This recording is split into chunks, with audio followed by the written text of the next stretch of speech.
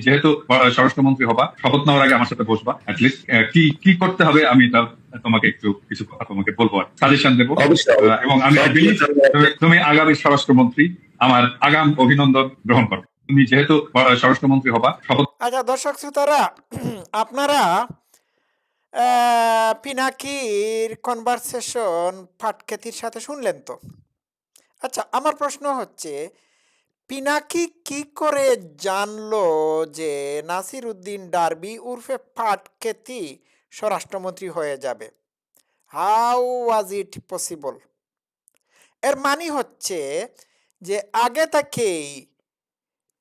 থেকেই তাদেরকে নির্বাচনে জিতিয়ে রাখা হয়েছে। ঠিক আছে, এক। দুই হচ্ছে, কে স্বরাষ্ট্রমন্ত্রী কে প্রধানমন্ত্রী হবে তা আগে থেকেই নির্ধারণ করে দেওয়া হয়েছে।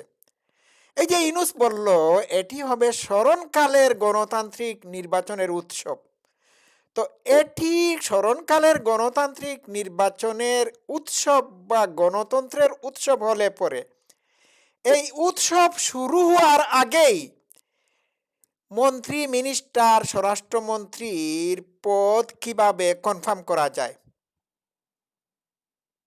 আর এই কনফার্মেশন আসতেছে ফ্রান্স এবং আমেরিকা থেকে।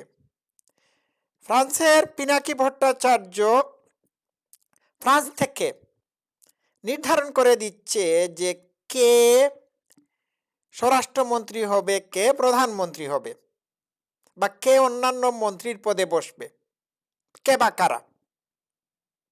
তাহলে পুরা দেশটাই এই পিনাকি এবং ইলিয়াস হোসেন নামক একটি মূর্খের দ্বারা পরিচালিত হচ্ছে। ডিসিশন ওইখান থেকেই, ওপার থেকেই বানানো হয়।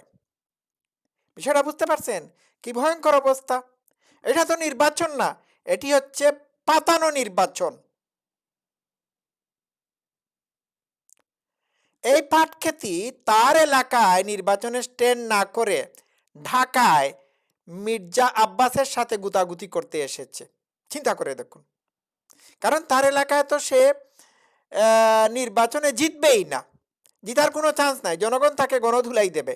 ঢাকায় সুবিধা হলো যে ঢাকায় ভোট চুরি করা সম্ভব হবে, এইখানে ভোট কেন্দ্রে অ্যাক্সেস পাওয়া যাবে খুব ভালো মতে। এই কারণেই সে ঢাকায় স্ট্যান্ড করেছে। পিনাকি ভট্টাচার্য বলছে তুমি যখন স্বরাষ্ট্রমন্ত্রী হবা আমাকে কল দিও। বুঝতে পারছেন? নির্বাচনই হলো না, আর মাত্র একদিন বাকি আছে, তাকে স্বরাষ্ট্রমন্ত্রী হিসাবে ঘোষণা দেওয়া হয়েছে। পিনাকি কি করে জানলো যে সে স্বরাষ্ট্রমন্ত্রী হবে? আর সে হাস্যোজ্জ্বল মুখে এর জবাব দিয়ে দিচ্ছে, জি হ্যাঁ আমি আপনাকে জানাবো। তাহলে জামাত ভোটের ইঞ্জিনিয়ারিং অলরেডি করে ফেলেছে। তারা আগে থেকেই নির্ধারণ করে ফেলেছে কে প্রধানমন্ত্রী হবে, কে স্বরাষ্ট্রমন্ত্রী হবে, কে কোন মন্ত্রিত্ব নেবে, এইগুলো আগে থেকেই নির্ধারণ করে ফেলা হয়েছে। বুঝতে পারছেন? এই নির্বাচন হচ্ছে একটি প্রহসন, আপনারা এই নির্বাচনে যাবেন না। তো আমি আবারও বলি, যে জামাতের সাদা শকুনের 3বার জামানত বাজেয়াপ্ত হয়েছে, সে নাকি বাংলাদেশের প্রধানমন্ত্রী হবে। অদ্ভুত ব্যাপার। যে যে পাটক্ষেতি জীবনেও কোনো মেম্বার পদে, ইউনিয়নের মেম্বার পদে প্রতিদ্বন্দ্বিতা পর্যন্ত করে নাই, পলিটিক্সে তার এক্সপিরিয়েন্স নাই, সে একটা টুকাই, সে বাংলাদেশের স্বরাষ্ট্রমন্ত্রী হবে? ভাবা যায়? হবে না। ইনাসি ঘোষণা দিয়ে দিয়েছে, সে স্বরাষ্ট্রমন্ত্রী হয়ে গিয়েছে। তো বুঝতে পারছেন তো? এই যদি হয় বাংলাদেশের নির্বাচনের আগের পরিস্থিতি, তাহলে তো বুঝতেই পারছেন কারা নির্বাচনে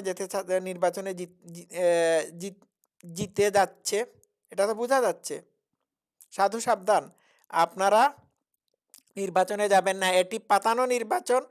আপনারা ভোট দিলেই কি আর না দিলেই কি, তারা অলরেডি তাদের প্রার্থীদেরকে জয়ী করে ফেলেছে।